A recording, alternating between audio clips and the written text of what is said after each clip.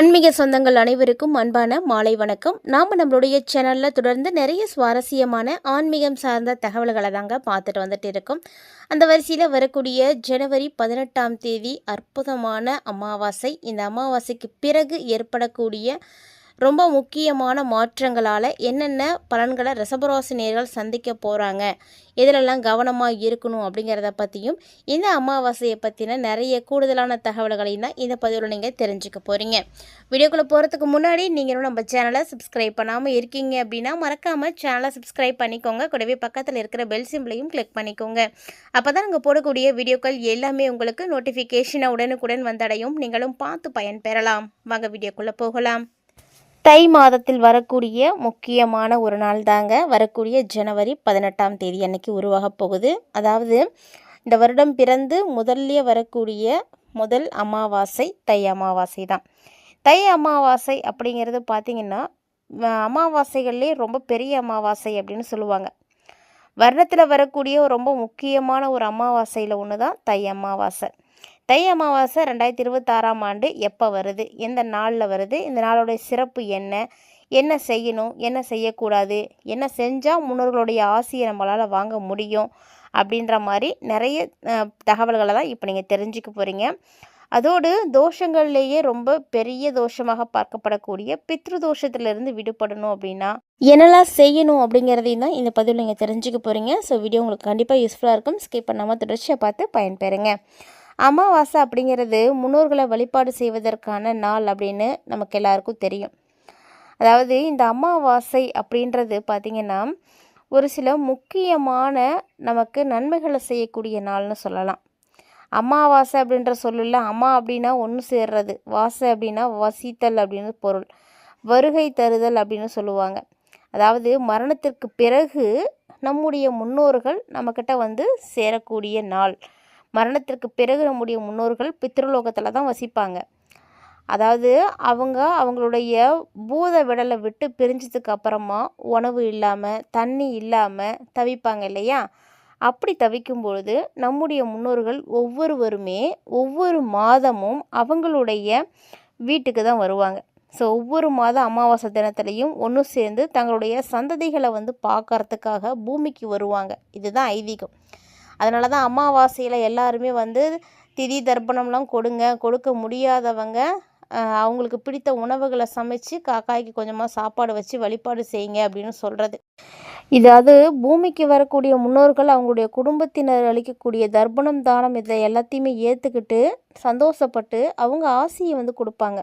அவங்களுடைய பசி தாகத்தை எல்லாம் தீர்த்துப்பாங்களாம். இதனால் அவங்க மனசு வந்து அமைதியடையும். ஸோ முன்னோர்களுடைய ஆத்மாக்கள் தங்களுடைய சந்ததிகளை மனசார வாழ்த்தும் அப்படின்னு சொல்லுவாங்க. ஸோ இதனாலேயே தான் அமாவாசை தினம் அப்படின்னா முன்னோர்களை வழிபாடு செய்யுங்க, பித்திருக்கடனை எல்லாம் நிறைவேற்றுங்க அப்படின்னு சொல்கிறது. இந்த நாளில் முன்னோர்களுக்கு தர்ப்பணம், பித்ரு கர்மம், காரியங்கள் இதெல்லாம் வந்து செய்யாதவங்களுக்கு பித்ரு தோஷம் இருக்கும், பித்ரு சாபம் வரும். ஸோ இதிலிருந்து நீங்கள் விடுபடணும் அப்படின்னா அதுக்கு இருக்கக்கூடிய முக்கியமான ஒரு நாள், நல்ல ஏற்ற நாள் அப்படின்னா அது தை அமாவாசை தாங்க. ஸோ அப்படி முக்கியமான அமாவாசை தான் வரக்கூடிய ஜனவரி 18ஆம் தேதி அன்னைக்கு உருவாக போகுது. உத்தராயண காலத்தில் வரக்கூடிய முதல் அமாவாசை தை அமாவாசை ரொம்ப முக்கியமானது.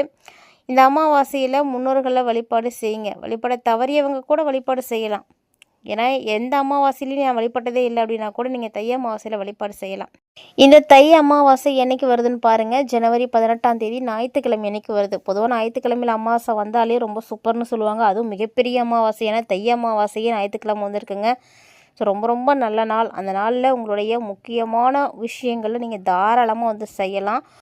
அது மட்டும் இல்லாமல் திதி அன்னைக்கு எப்போ ஆரம்பமாகுதுன்னு பாருங்களேன். அதிகாலையில் 1:20 வந்து துவங்குது. ஸோ ஜனவரி 19ஆம் தேதி காலையில் 2:31 வரைக்கும் அமாவாசை திதி இருக்குது. சூரிய பகவான் தான் தந்தை வழி உறவுகளுக்கு காரணமாக இருக்கக்கூடியவர்.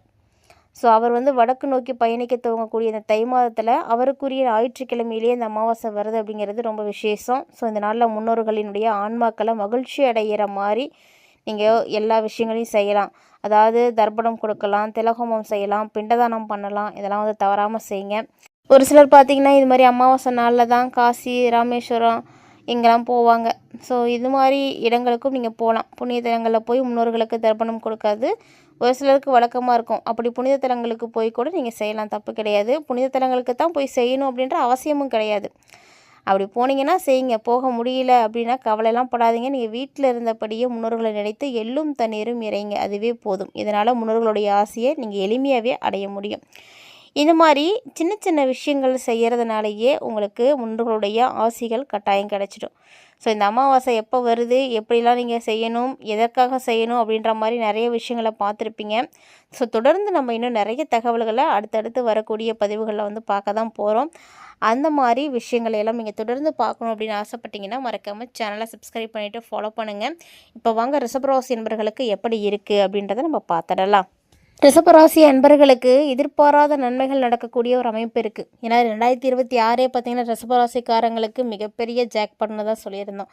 ஸோ அப்படி பார்க்கும்போது அதனுடைய முதல் மாதம் சும்மாவாக இருக்கும், நிறைய நன்மைகள் நடக்கும். ஸோ இப்போ பார்த்தீங்கன்னா உங்களுக்கு குருவினுடைய பார்வை வந்து கிடைக்குது. முதல் 15 நாட்களுக்கு 8ஆம் இடத்துல 3 முதல் 4 கிரகங்கள் கூடியிருக்க போகிறாங்க. இந்த நிலையில் 9ஆம் இடத்துக்கு சுக்கிரன் போகிறாரு. மாதத்தினுடைய 2ஆம் பாதியில் சூரியன், செவ்வாய், புதன், சுக்கிரன் எல்லாருமே வந்து வலிமையாக இருக்க போகிறாங்க. இதனால் என்ன நடக்கும் ரிஷபராசிக்காரங்களுக்கு அப்படின்னா 9ஆம் பாவம் நல்ல விதமாக வந்து செயல்படுது. ஸோ 9ஆம் பாவம் நல்ல விதமாக செயல்பட்டாலே போதுங்க, வேறு ஒன்றும் தேவையில்லை. தொட்டது எல்லாமே வந்து துலங்கிடும். அதாவது பலன்கள் அப்படின்றது எப்படி கிடைக்கும்னா எல்லாருக்கும் ஒரே மாதிரி கிடைக்காது.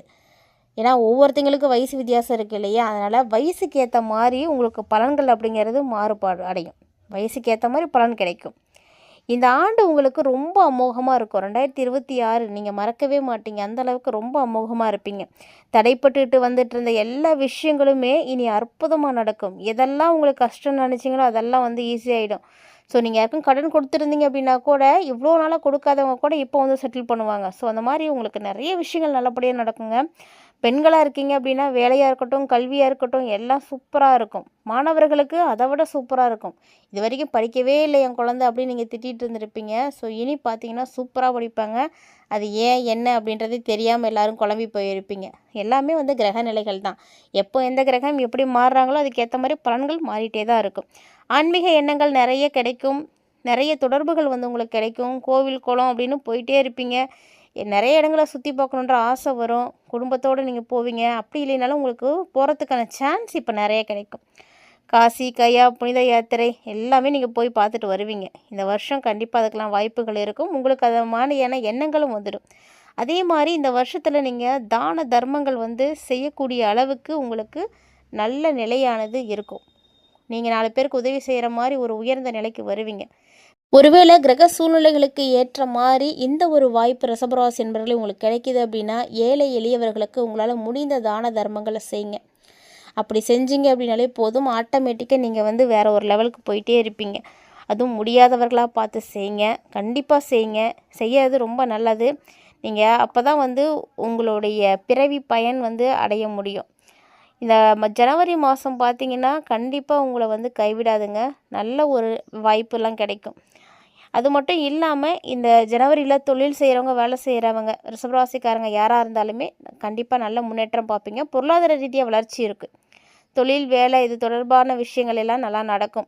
அலுவலகத்துலேயும் அப்படி தான் அமைதியானது இருக்கும். வெற்றிகள் கிடைக்கக்கூடிய நிறைய நன்மைகள் இருக்குது. நிறைய வாய்ப்புகள் கிடைக்கும். 8, 9, 10, 11ஆம் இடங்களில் வரிசைய கிரகங்கள் வந்து நல்ல அட்டகாசமான அமைப்பில் அமர்ந்திருக்காங்க.